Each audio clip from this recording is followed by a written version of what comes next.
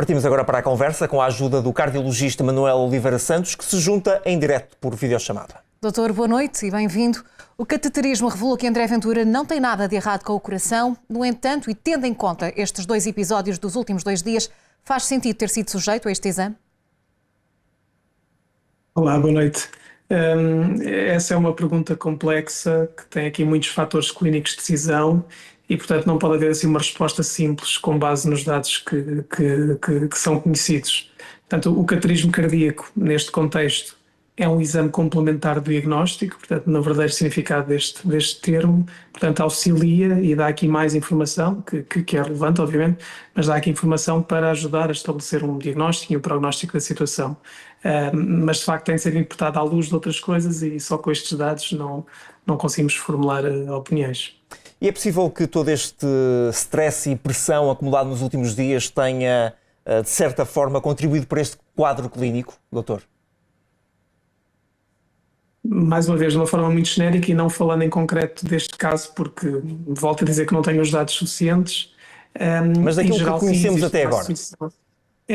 Em geral, existe uma associação naturalmente entre os níveis de stress e a patologia cardíaca. E existem alguns fatores de risco, como a hipertensão arterial, que estão muito ligados a situações destas e, portanto, de uma forma genérica, sim, há essa relação e há uma influência grande entre o meio ambiente e o coração. Mas que tipo de sintomas terá André Ventura sentido para ser sujeito a este exame que, regra geral, não é feito logo como um meio de diagnóstico de primeira linha? Que tipo de sintomas terá sentido então o líder do Chega para ser observado neste campo do coração?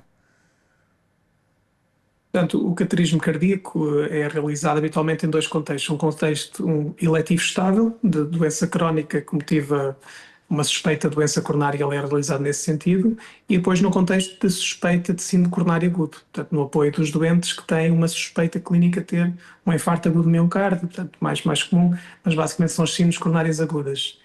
E nesse contexto também existe um espectro de gravidade, existem aquelas situações que são inequívocas, que têm uma identificação rápida com os exames de início num serviço de urgência e para o qual existe uma equipa de prevenção em todo o território nacional para dar resposta a esses casos 24/7, são casos de facto emergentes, e depois, como em todo o âmbito da medicina, existem os casos mais ligeiros, onde há dúvidas no diagnóstico, e aí aqui a coronariografia, aqui invasiva, mas também pode ter outras alternativas não invasivas, assume-se como já no final não exame de primeira linha, mas um exame já para excluir uma causa que queremos excluir na nossa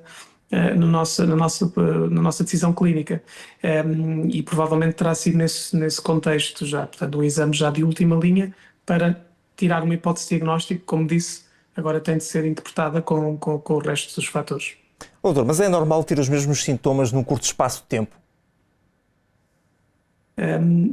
Existe uma entidade clínica que é a angina instável, que é um dos tipos de síndrome coronário agudo que de facto tem uma manifestação exatamente episódica e às vezes sem relação com nenhum estímulo habitual, e que faz quadros de início súbito, ondulantes e que podem se repetir ao longo do tempo, não é? Portanto, essa é uma entidade possível, que é diagnóstico muitas vezes difícil. E esse é um dos quadros que dá origem a essas nossas dúvidas diagnósticas, sim, a angina instável.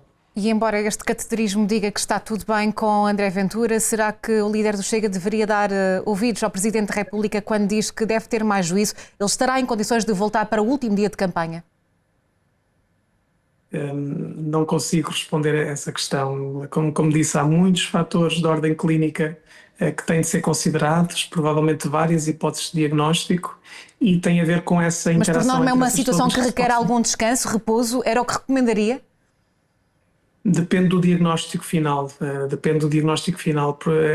Nós normalmente temos vários tipos de exames, como eu disse, para afastar diagnósticos perigosos e de alto risco. E às vezes, neste contexto, pode ser simplesmente para excluir este diagnóstico, mas podem haver outras entidades que estão aqui a ser ponderadas e depende muito de todos esses fatores. Portanto, não consigo mesmo ter uma opinião formada para essa pergunta.